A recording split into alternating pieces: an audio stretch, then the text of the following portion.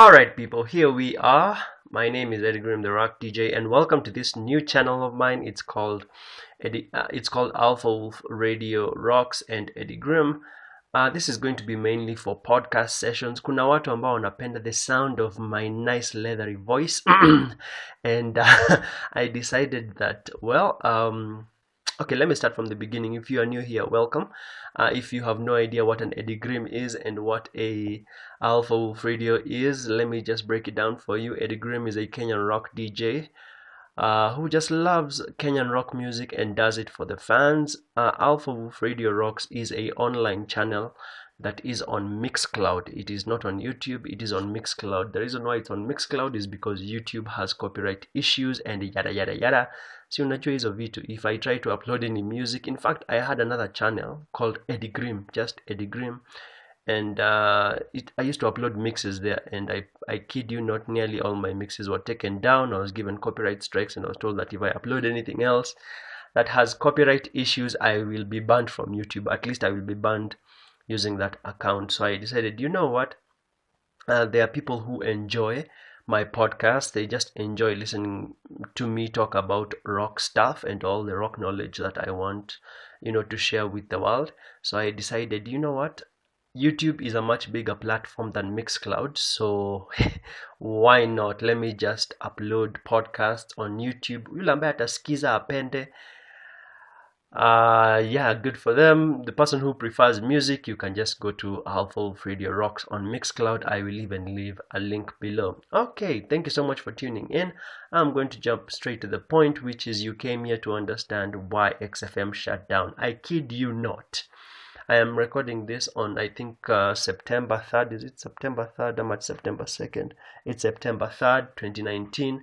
And I kid you not, in the last 2 months, the number of people who have asked me, why did XFM shut down? Why did XFM shut down? Why did XFM shut down? Oh my goodness gracious. There are so many. I kid you not, if you are a woman, less men have hit on you compared to the number of men and women who have asked me about that question about XFM shutting down.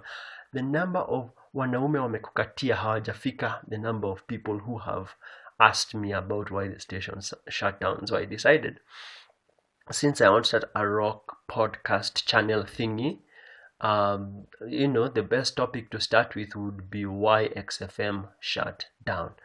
Okay, let's just jump to I'm going to explain this like a sort of PowerPoint presentation so that you understand. There's a lot to digest, and I'm not just going to explain about XFM's shutdown. I'm also going to explain about just an analysis of how radio works, in my opinion. These are just my opinions. It's not that I'm reading from a book. It's just what I experienced and how I think radio works based on when I was a DJ there at XFM. So the first part is XFM, in my opinion, number one, was not really a priority to Radio Africa. I mean, they started it, yes, they ran it, yes, but it wasn't, when you create something like a rock brand, like me, I'm a rock brand. I do rock for rock fans. When you start a rock brand like XFM, it's supposed to cater for rock fans. But I'm sure you noticed, if you're a listener of XFM, that XFM slowly over time just became like another regular station. I mean, it moved from being a rock niche to being like a mainstream rock mixed with pop kind of thing. And then the reason why I'm saying it's not really a priority to Radio Africa is because I remember there were certain things that happened before I left the station. I left the station just before they shut down, like a week before. But I had stopped making mixes for them around Valentine's Day. So February 14th, 2019. And way before, like around January 2019, I could already smell, it was in the air, that XFM itafungwa. Let me explain to you why.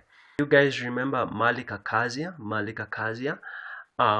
Malika was this presenter who was doing the 10 a.m. to 2 p.m. show on XFM. It was like a mid-morning show. So she left, I think, in December 2018 or December 2017. I don't remember. It was somewhere near the end of the year. So I was like, I was expecting that, of course, everyone was expecting that someone would come back in I know a lot of you are like, oh, we want Nadia Favory, but that's the thing about radio. If someone doesn't want to work in a certain radio station, huwezi fanya kitu, you can't do anything. So yeah, I remember Malika left, and then I was told by my boss, who gave me Friday Foreplay, that we are doing interviews to make sure that Malika's show is someone fills in. And I was like, yay, we're going to have a new female presenter. Ho, ho, ho. There was no such thing. It was, I waited and waited and waited. I mean, I enjoy interacting with presenters because we were only like 4. It was Nick Ndeda, me, Mung'ala, and Malika. So we were like the XFM voices. I'm a crew. So I waited and waited, and nope, no one joined us. It was just me and Nick and Mung'ala. And when I asked my boss, why is no one coming in to fill in Malika's place, I was told, like, the CEO has decided that there's no need for a third presenter. We will just have 2 presenters. That's what I was told. And that's when I began to see, like, I could tell that the effort of putting in, the effort into making XFM better had started to die down. And then also there was this thing I was told. I remember when I first joined XFM, like the first year, I joined in 2015. I remember being told that there are things called OBs. I don't know if I'm saying that. Nasikianga OB ni ya police. But I was told that there's something called OB. OB in this context is that you go out to like a mall or a public venue, physical location. You set up a tent, imeandikwa XFM. I'm sure you've seen this with other radio stations. And then, they are like, we are live broadcasting from Garden City, or we are live broadcasting from TRM, blah, blah, blah, blah, blah, blah, blah. And I was told that, when that happens, usually there's a DJ playing music. So I was told to be on the lookout. There was a certain rock DJ who was telling me, be on the lookout, you might do OBs with XFM. Hakuna kitu kama hiyo, brother. There was no such thing. In that I have never done an OB with XFM ever. I have never been told that let's go, promote XFM out there in the open. And that was like the beginning. You could see XFM had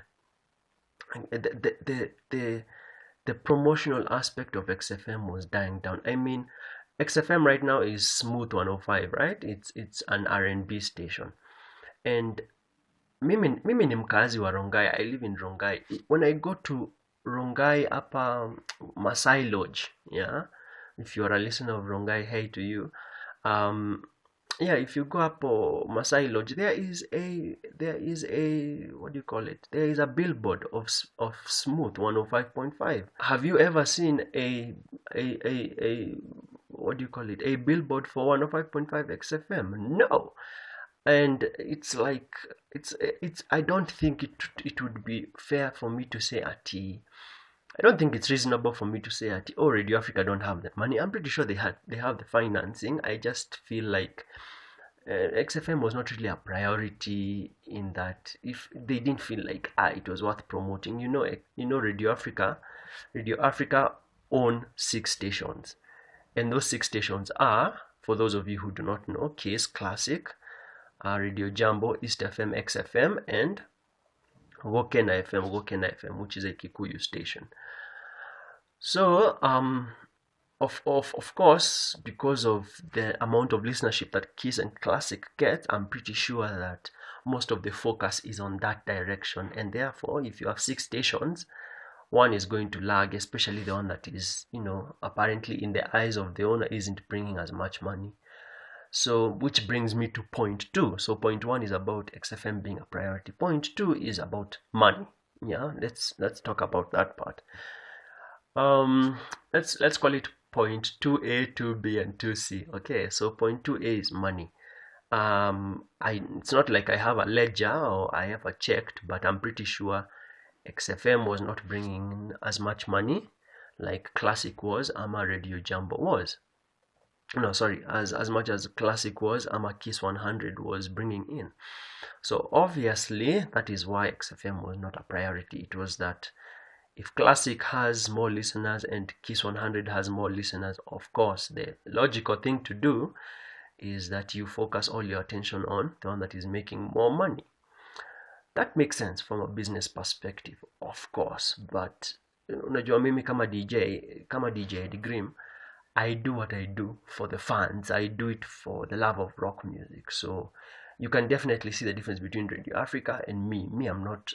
Yes, I am business minded, but my focus is not really business or a profit. It is to just thrive in the rock ecosystem and make rock music great again. While for Radio Africa, they started out as a rock thing, and then as time went by, they realized, oh, we're not getting as much attraction for rock, so let's try and turn it into like Kiss 100 and have pop music and have a lot of repetition in their playlist.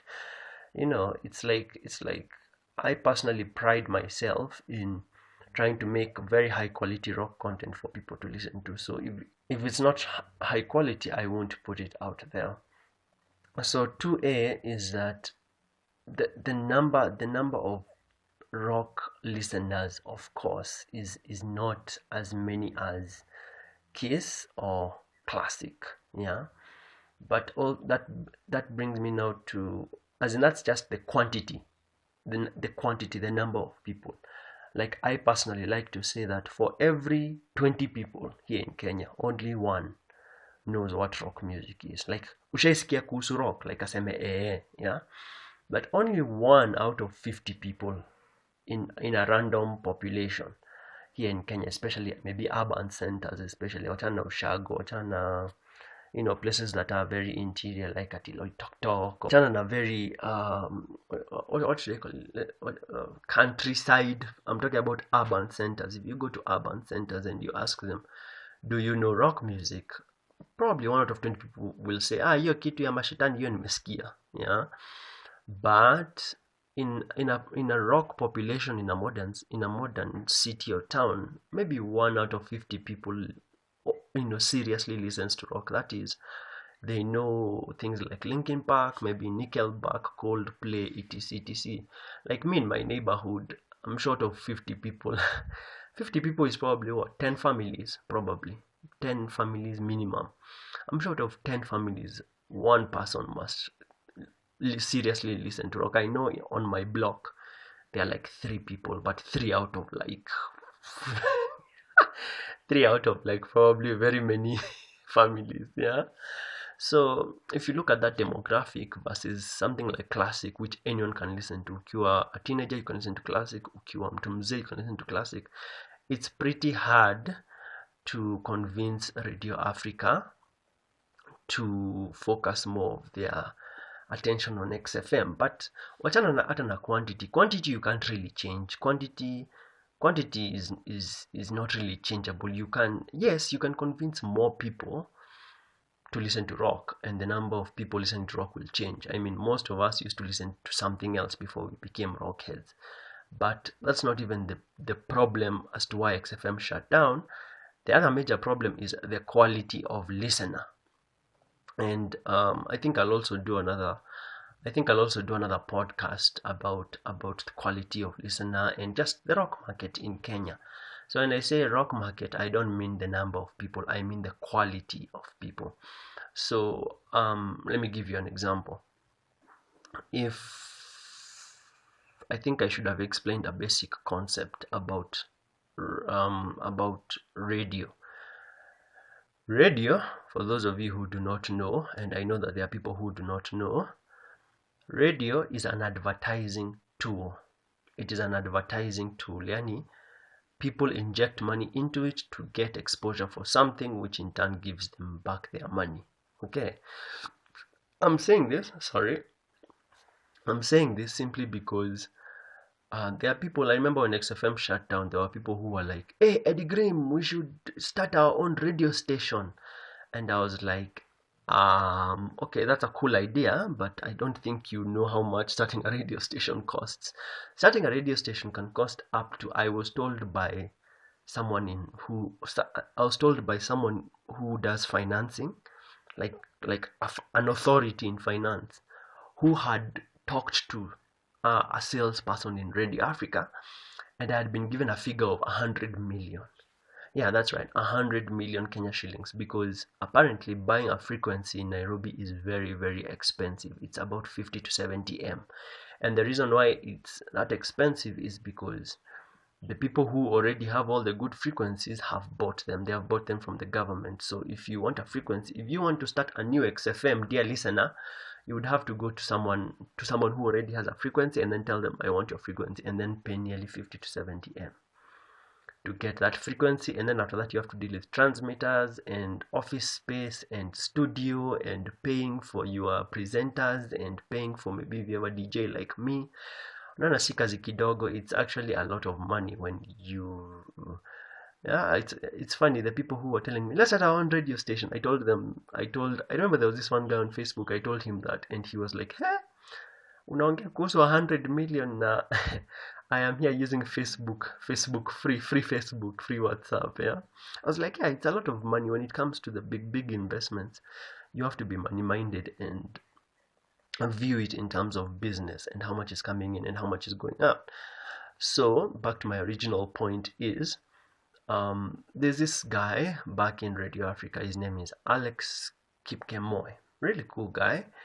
I remember there's a time I was sitting next to him, and he played the voiceover for Classic 105. He played a voiceover, the voiceover that surely says Classic 105. I'm sure you've heard it on radio.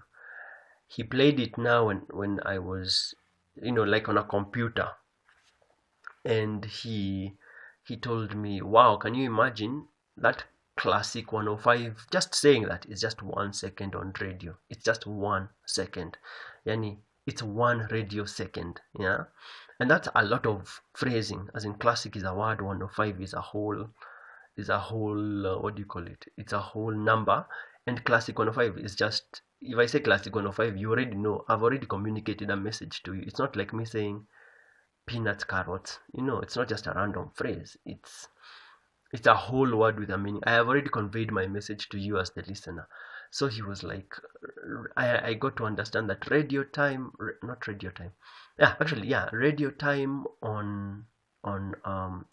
airtime on radio is a very, very important thing. It is literally I can't stress it enough. Airplay on radio is, it's gold. It's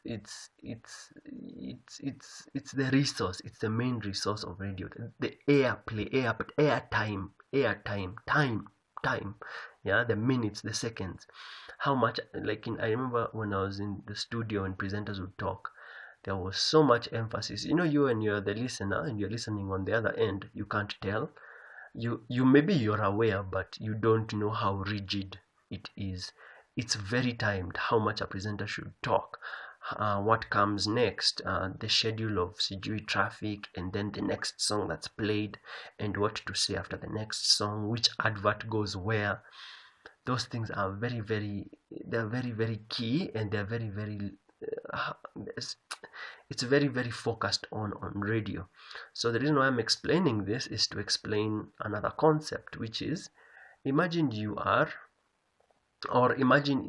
picture the manager ama owner wa Garden City. Yeah, I'm using Garden City as an example because I used to hear Garden City ads on XFM. Imagine you're the owner of Garden City and you want people to come to IMAX. Yeah, IMAX Garden City. And then you decide, I'm going to use XFM as the way to reach out to the masses. I want them to come and watch Avengers Endgame. Yeah, so you go to XFM give you a package. A package means if you pay this amount of money, you get this amount of exposure on the radio station. So the person who's paying for the advertising on XFM is expecting that XFM will mention Garden City on the airwaves, and in return, when the listener hears, come to Garden City and watch Avengers Endgame for only 500 shillings, yeah, on Friday, CG, the whole day it will be showing. The person who is paying for this advert is expecting that the people on the other end will hear this, they will come through and they will spend their money, and in turn, it's a cycle now. Yeah, it's like pesa inarudi to the guy who paid for the advert. He gets his money, he pays for another advert, XFM advertises, people come through, and the cycle repeats itself. That's how the whole money making thing is. Yeah, like I said, radio is an advertising tool. Once you understand that, you will understand the whole thing about why XFM shut down. Because a lot of people, when XFM shut down, they were like, oh, my playlist, oh, my music has been taken away. It's like people are like, ni kama iPod yako imenyang'anywa. And it's not like that. It's a business. You need to understand that when it comes to businesses that are serving the masses for a long time, like radio, like you are listening in 2007 and now you're still a listener in 2019, you need to understand that radio is earning your attention. It is using music and good playlists and DJs like me to earn your attention. So in English we don't say borrow attention or give me attention or lend attention. We say pay attention. Yeah, literally now radio is trying to earn your attention as a faithful listener, so that once you give them your attention, they give you ads, and the ads come from advertisers who are paying. That's why unasikianga kwa radio station watu wakisema ati let's take a short break tulipe the bills. Yeah, it's because they have to have ads so that advertisers can keep financing the radio.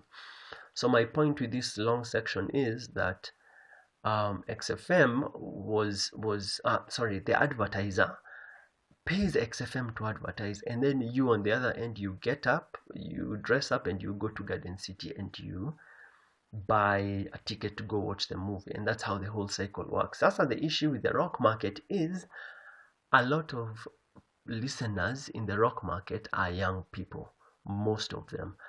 And XFM, which was mainly known for rock, well, the rock people are young. That is, most of them are under 30. And in the Kenyan economy, most of them are broke. Yeah, so you get the problem now. It is the advertiser is going to advertise with XFM, but now the advertiser knows that the other people on the other end hawana pesa. So how is he going to recoup his money? So he immediately runs away. And that's why if you ask people why did XFM shut down, some people will tell you adverts on XFM were not there anymore. People did not want to advertise with XFM because I don't know whether there was some kind of survey or there's some kind of synovate you do. They deduced that XFM, the listenership is very young people, and young people at the moment are broke. Yeah, so that was so part 2A was about the quantity of people to advertise to. Number 2B was the quality of people to advertise to. And then let's say 2C would be, we're still talking about the money part. This one just has to do with, I think, what I explained in my first point about promotion. In my personal opinion, you cannot make money out of something that you yourself do not promote. So I personally never saw Radio Africa go out of their way to advertise XFM properly. Like, I remember there was a time when I was in XFM, I couldn't even advertise my own rock events in XFM because I was told, haileti pesa, as in me, I'm going to DJ to a club, I'm going to have, let's say, a crowd of 150 people, and I am being told that, because yako haileti do, it is not really bringing back any money to XFM, you cannot advertise your own shows. Can you imagine that? And it's funny because I know for a fact there were a lot of people who were listening to XFM because of me. Yes, I know mnapenda Nick Ndeda, damn it, but but I know that there were a lot of people who were listening to XFM because of me and Friday 4-play mix on Fridays. So it was like I was an investment to the station, but I was not worth investing. It's like you get, it's like I bring attention to the radio, but the radio doesn't want to promote me back. But I think it was not really anything to do with me. It was the fact that Radio Africa didn't really value XFM simply because XFM could not bring in the tunes that Kiss was bringing in or Classic was bringing in. I mean, those are the two giants for Radio Africa. Alright, so that's reason 1 about being a priority. Reason 2 is mainly based on money. And then let's move to reason 3, which is my personal analysis and just my personal opinion about how the Kenyan rock scene works. So Part 3 has to do with you, the fans, wewe ambao unasikiza. And I want to ask you a question, which is, have you ever heard of Kenyan rock events happening? If the answer is no, my question is, have you never heard Nick Ndeda or Mung'ala advertising me, saying Edygrim is going to be playing? I remember there were times Nick could mention me, give me a shout out and say that I am playing somewhere. I mean, it wasn't really like a campaign, like at the adverts all the time, but I remember I'll often, whenever I would have a show, Nick Ndeda would always mention it, and he would mention it at key points. He would market it on his Instagram or his Twitter. He would retweet me. And my question is this: do you, as a listener of XFM, have you ever heard of me, or have you ever heard of my shows being mentioned? Because if the answer is no, then why are you really listening to XFM? Because there are a lot of adverts for my shows. And there are a lot of mentions for my shows. Maybe you didn't take it seriously, or maybe you listen to radio in the background. Yeah, but here's part B. Here's part B of the problem. If you listened if you ever heard Edygrim is playing, I remember that there was a time Mung'ala Mbuvi came to see me at Jikoni's, and that entire evening he just spent talking about me. He was like, Edygrim is going to be at Jikoni's, it's going to be lit. Yeah. If you heard that and you live, especially because Jikoni's is at Kiambu Road, if you are a rockhead living on Kiambu Road and you never came to Jikoni's, the question is why? And I know a lot of people are going to say, oh, I was coming from work and I was tired. It's okay. It's a reasonable, understandable reason, but I mean, if you are in traffic ya Kiambu Road, doesn't it make sense to just stop at Jikoni's, come see me, say hi, buy a water, buy a beer, buy a soda, and just enjoy? Because these gigs, I kid you not, are not for me. They are for you, the rock fan. Which brings me to part 3 of the problem, is that Kenya does not have a strong social scene. You're thinking, oh, but the exposure is so little. Actually, it's not. There is a very huge Kenyan rock scene, and there is a lot of exposure. I think the thing is, fans just don't take it seriously. I mean, you listening to me, have you followed me on any of my platforms? Have you followed me on, have you even subscribed to to this channel? Yeah. Have you followed me on YouTube, or on Twitter, on Instagram, on Facebook? I'm on all avenues. Just type Edygrim. Most people just search me when they want a mix, And the funny thing is, even on my channel, Alpha Wolf Radio, which is on Mixcloud, I also talk about my shows there. So this info is there. I think the thing is, if the fan is not looking or not interested, it is not easy for me to reach out to you, because I personally, I kid you not, rock bands have been interviewed on The Trend on NTV. Mimi kama DJ, I have done paid adverts on Facebook. Rock bands like Straight Line Connection, they have even put their shows in the newspaper, Sunday Nation, The Buzz, hizo vitu. So that exposure iko. The question is, why hasn't it reached you? But here's the thing, if it has reached you, why have you never attended? That's actually the problem. Because I remember there's a time I was having a discussion on my WhatsApp group. I have a WhatsApp group, by the way. If you want to join, I will leave the number in the description section below of this podcast. What was I saying again? Oh yeah. So if you as a listener hear about my shows and you do not attend, that is a problem, because there's this WhatsApp group I'm in, and we were having a discussion about why XFM shut down. And then this dude says, oh, Radio Africa were impatient, they gave up too fast, they should have not given up that fast. And there were fans, there were rock events happening he was saying there used to be Carnival Rock Night, and people would show up wengi, and the fan base was there, and people would show up to events, and then XFM started and things took off, and the fans were there, but XFM just died too fast. It should have stayed longer. He doesn't realize that by saying that, he just agreed with me. but he doesn't realize he's saying my point in reverse.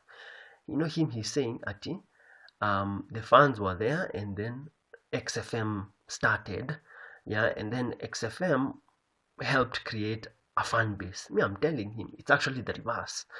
The fan base was there. The people would show up because before XFM was there, we already had rock events, big ones happening, like at Carnival Rock Night. So it's like, because there was a scene, because there was a physical scene, and people were there, because there was already a market, then the radio station happened. It was not at the radio station happened and then ta-da, rock fans came out of nowhere. It was that the fans were already there, the shows were already there, and then people were already out there going to Carnival, and there were rock nights in clubs, and people would attend, and therefore the radio station came up. So what I'm trying to say is, without you, the listener, coming for rock events, there cannot be Kenyan rock radio. Simply because, look at it this way. You've never noticed Capital FM are constantly pushing for Koroga Festival. There's a reason why that happens.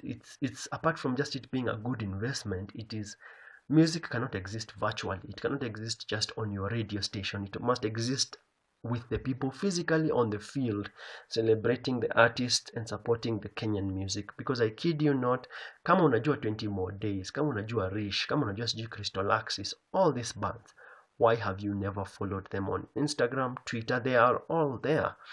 If you really like 20 More Days, if you really like Rish, Parking Lot, Grass, all these artists, Murphy's Floor, why have you just never searched them?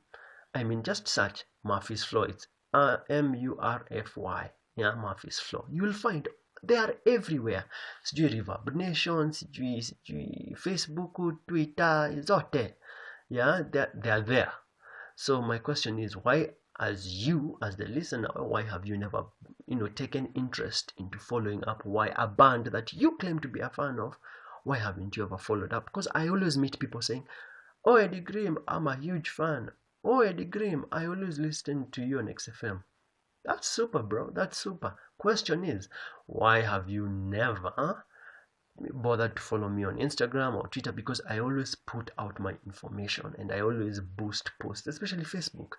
If you like my page, I'm sure if you followed me in August 2019, July, I've always boosted posts, and I've always tried to pay Facebook to have reached adverts. The thing is, advertising only works if the person who is trying to be reached is interested and looking. And I kid you not, I think it's just really a mentality. A lot of people don't like supporting local things because they're like it's not as good as people are like, oh, if Paramore comes to Kenya, nitaenda. That's not true, my friend. First of all, if you do not have a culture of going out at night, you're not just going to decide to get up and go out at night if you don't usually go out at night for events. Number two, you're not going to cough up. If you cannot come for a show, Rush, Rish, Dove Slim, Kenyan rock bands, which is free entry, a ticket is 500 bob, you're not going to pay 10,000 shillings early bird ticket to see Paramore. Come on, let's be genuine with each other. You're not going to, let's be honest. You're not going to. You may think you want to, but when the day actually comes and you have to give up that 10,000 bob, 10,000 is just the ticket. You still have to deal with the part for drinks and taxi and food, and the ticket could go as far as 15,000. This is Paramore. You want to see Green Day, you want to see 30 Seconds to Mars. Those bands are not going to show up if you yourself cannot even attend a Kenyan rock scene show which has Kenyan rock bands, and a ticket is 1,000, is 500 bob. The thing is, without a local scene, you cannot have these bands from abroad coming in. In fact, I should tell you something. There is something called volumes game. It means you can have 200 people buy a ticket of 1,000 bob, or you can have 1,000 people buy a ticket of 200 bob. The problem with the Kenyan rock scene is it lacks both. You have at 200 people to buy a ticket of 1,000 bob. That's usually very hard. And I'm talking as someone who usually inboxes people sending invites. Yeah, I have a lot of rock WhatsApp groups and rock contacts, and I inbox them personally, one after the other, telling them, would you like to attend this show? And a ticket is like 500 bob, and they're like, nope, I have to go feed my cat, it's dying. They have better things to do. They have better things to do than attend some show. But hey, Paramo wakikuja, hiyo 10,000 wataangusha. It's not realistic, really. Not like I'm trying to throw shade. It's just the mentality is not realistic. You can't say that I would never go to see 20 More Days live, but if 30 Seconds to Mars shows up, that ticket of 20,000 lazima nitaeka. There is no way you're using your rent money to go see 30 Seconds to Mars ukae njaa for a whole month. Come on now. Yeah. So it's like volumes game. It's either you have 200 people buying a ticket of 1,000, which sometimes can be very hard. I mean, I know other organizers. I know other organizers who have problems selling 200 tickets at 1,000 each. Ama you find 1,000 rockets to buy a ticket of 200 bob each, which is also hard. I mean, you use radio, you use TV, you use newspapers to try and attract 1,000 people to come to a show. And you find a lot of rockets have this mentality of, I didn't receive a personal invite, so siezi enda. I mean, do you need a personal invite to go for a Green Day show, really? Yeah, so the key is, the thing is not that you can't go, it is that you won't go because it is not Green Day, which means that it is a mentality against supporting Kenyan content. Yeah, I mean, I can understand if you give Kenyan content a try and it's trash, but most people have never really tried. They've never really bothered to know which Kenyan rock bands are out there. And therefore, because of that, the Kenyan rock scene does not receive support.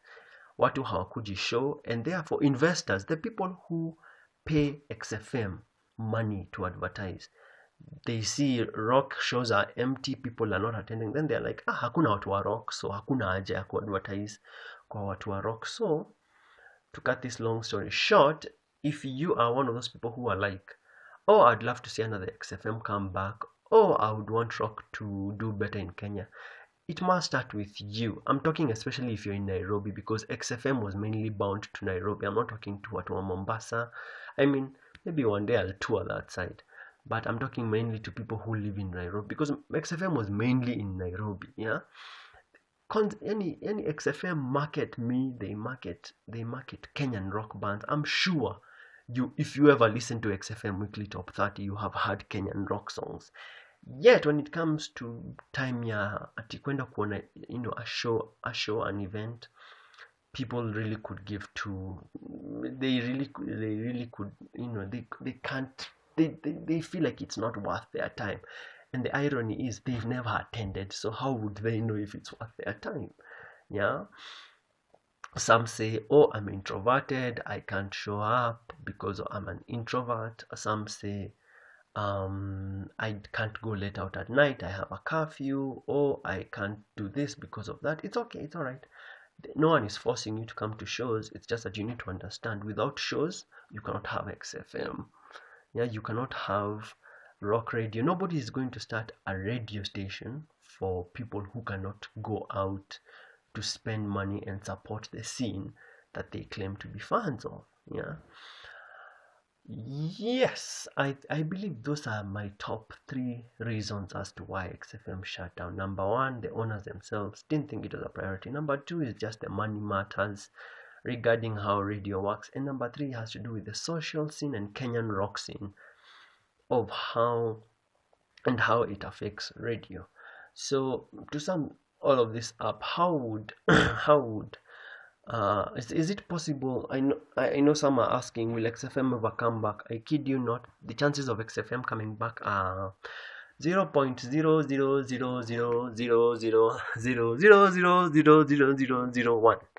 Yeah, as in they are pretty low. Say they are really low. I know that for a fact, because the person who started XFM is a businessman, and he looks at the numbers. He sees that there's too much of a risk, or there's very little ability to invest in the Kenyan rock scene in its current state as it is, and therefore there's no way that you can have rock. If you, it's one thing if the awareness of Kenyan rock events haijakufikia, but it's another thing if you are aware of events and you've never attended.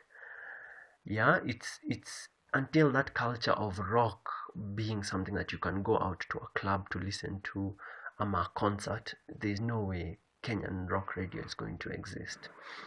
And with that, I hope I have given you a good breakdown of how radio works, of how money affects radio, how advertising and how just the listenership of the station affects, because I know XFM listeners, you're many, but most of you have your content being at home on your phone or YouTube, just listening to music virtually.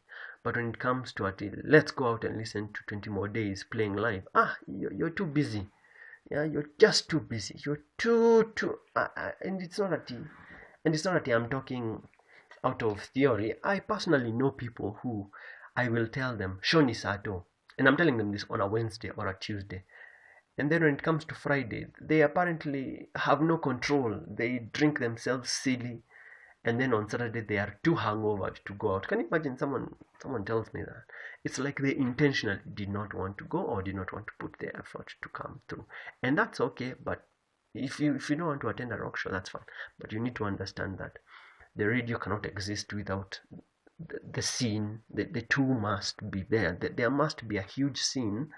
There must be a huge market for that music so that the radio itself can thrive. And with that, I am done. Thank you so much for listening this far. I did not intend for this podcast to be this long, but it was meant to be an in-depth breakdown of how Kenyan rock radio works. I will have more content on this channel, probably shorter podcasts, but I wanted this one to be super long so that you can fully understand the way radio works, and that everyone has a role to play, including especially the fans have a huge role to play in supporting the content and supporting the scene. Otherwise, I have been Edygrim The Rock DJ for my channel Alpha Wolf Radio Rocks. There will be more content, more topics. Please leave a comment below and tell me what you think of this podcast. Your feedback, your views. I would want to see probably a discussion if possible. Just tell me what you think and I will always reply. I always read feedback and I appreciate listeners and fans who support my content, my ish. Alright people, I am done. Thank you so much for listening. Till next time, God bless.